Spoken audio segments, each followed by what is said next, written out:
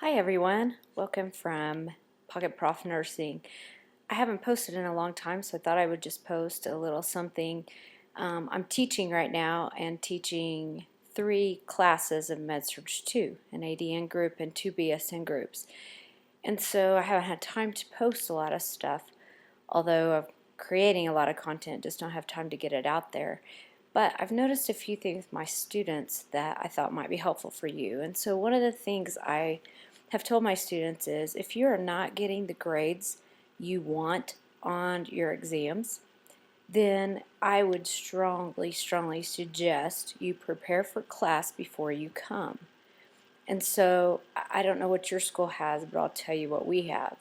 Our students have online access to books and extra materials, and one of the things, and it's through Evolve, I have no business with them or without them, but I just know what they have. So Evolve has key points from every chapter.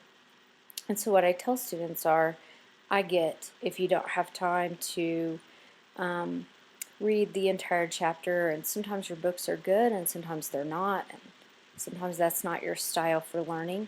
So, but what I do know is if you have been exposed to the information before you actually come to a class and have somebody present that information, then your brain can go ahead and process.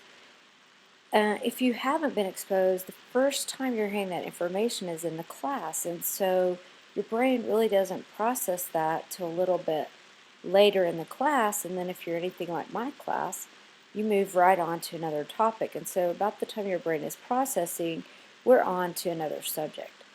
So really, if you are not getting the grades you want, I would strongly encourage you to either read your chapters before you come to class, or at the very least, read those key points. They're oftentimes 1 page, at the most 3 pages, and it'll take you 15 to 30 minutes to read for your class, at the most, and it will make a huge difference in how much you retain.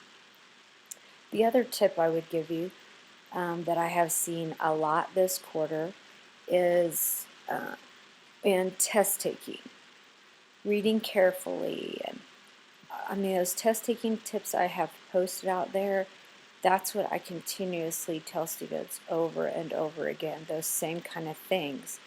But the one I teach the most, the test taking technique I teach the most, is the down to 2 technique, because it works whether you're down to 2 or whether you are just stewing over a question. And so the problem is you sit there and you argue with yourself about the answers and try to talk yourself into them, and maybe you even circle it and move on and go on to something else, but when you come back you do the same darn thing. So using that down to what I call the down to 2 technique will stop that. Because what I tell students is you get to use your technique first round, but when you come back to review it, you have to do my technique. My favorite saying is the definition of insanity is doing the same thing over and over, expecting a different result.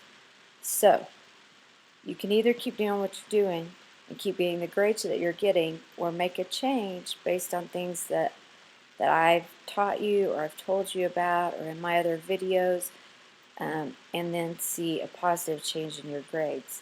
So some of that is uncomfortable, but another really big thing I would recommend is the learning styles video. So watch the test taking tips video again, watch the why did I fail that test video again, and then watch the learning styles.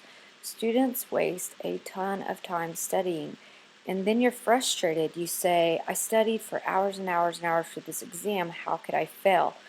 Well, it's either a test taking problem or it's a knowledge problem. And if it's a knowledge problem, it's not because you weren't studying. I believe that you studied that much.